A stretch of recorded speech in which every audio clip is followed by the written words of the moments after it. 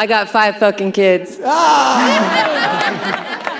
my name is Kat. Thank you for your service. I am a single mom of 5 kids, and I don't really have a question, but what I wanted to tell you is that I have a 17-year-old son.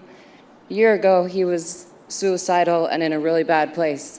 You saved his life. So by listening to your books, this is a picture of him a year ago. I appreciate that. This is a picture of him now.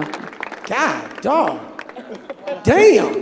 Turn that shit around for people to see that. This kid was big, now he's all ripped the fuck up. That's badass. That's because of you.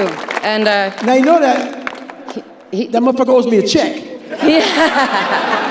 And he wanted me, he was like, Mom, I want you to FaceTime me when you get there. But I said, no, dude, I'll just tell you. But just so you know, you saved... FaceTime his ass real quick. What's going on, brother? How you doing, sir? Hey, man, it's nice to meet you.